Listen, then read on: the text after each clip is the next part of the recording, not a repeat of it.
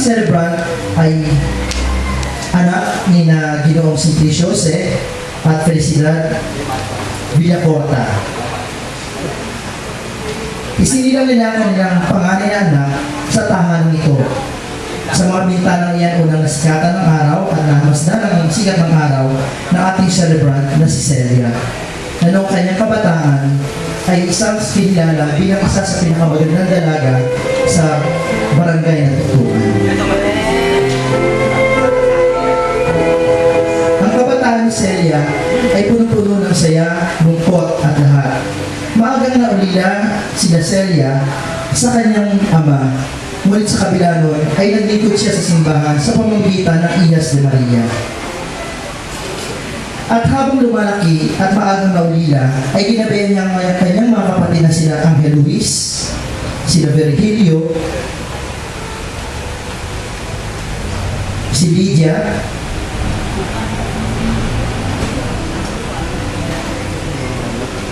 at si Emmanuel na kanilang bunso.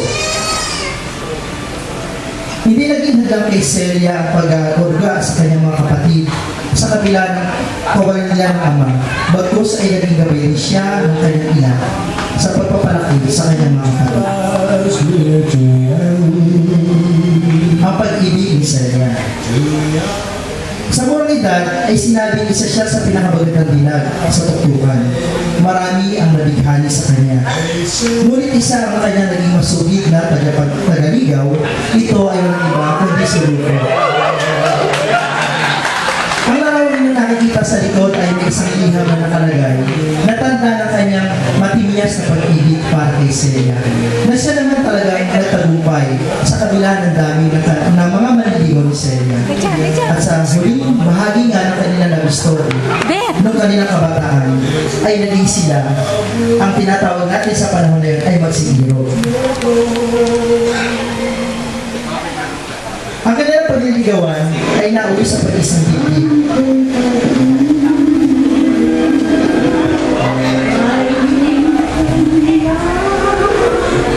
Ang tangi nilang pag-ibig ay inalay sa isa't isa.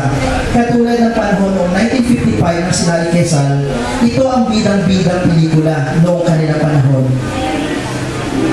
Sa kanilang kasal ay naging matagumpay, kapiling ang kanilang mga minamahal na kaibigan, ang kanilang mga abay. Gayon din ang mga matatanda na noong panahon niyon ay nakiisa mula sa tahanan ni Celia patungo sa tahanan ni Rufo.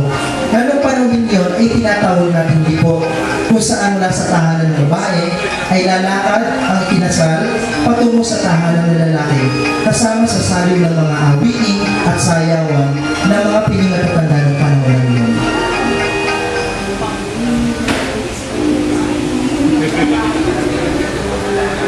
Una nilang naging supling ay si Noemi. Siya ang panganay na sinundan ni Elizabeth makalipas ng isang taon. At sinundan naman Evangeline, at makalipas ang halos 10 taon ay sinundan ni John.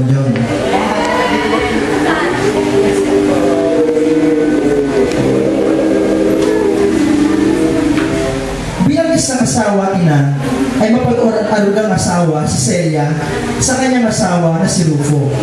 Hindi ito matatawaran sa kabila ng mga pagsubok na dinaanan. Nandun ang pag-aruga, pagtsatsaga, at ang lahat ng dapat gawin bilang isang ina at asawa ay kanyang ginawa hanggang sa paglipas pa ng maraming panahon.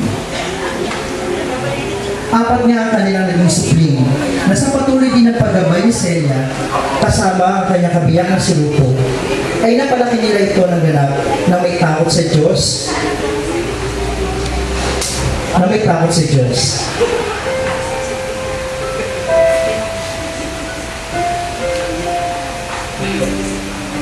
Si Celia hindi lamang mapagmahal sa kanyang pamilya, kundi maging sa kanyang mga kamag-anak at sa pamilya ng kanyang asawa. Sa side ng mga Dorega, ay minahal din siya dahil sa kanya rin pagmamahal ipinakita sa kanya. Mula sa kanyang hipag hanggang sa kanyang nanay doon na si Nanay Cecia at si Tatay Odo. Gayon din sa kanyang mga pinsan sa kapatid na kanyang ina, ay patuloy niya itong minahal at inaluga pati ang kanilang panahon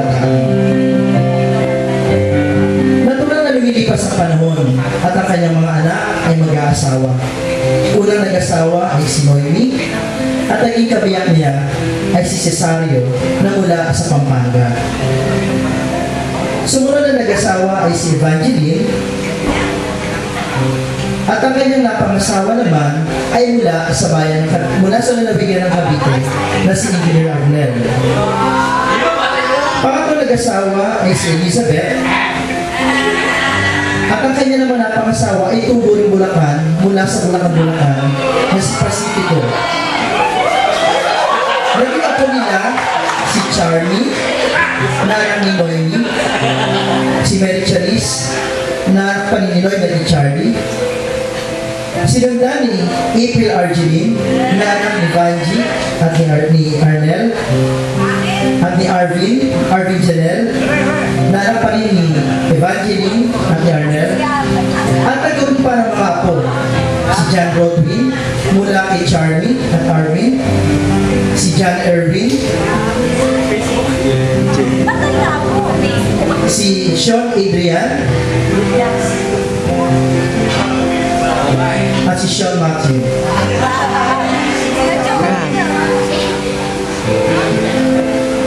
Naging marami rin ang kanyang apo sa mga pamangkin at mga kamag-anak.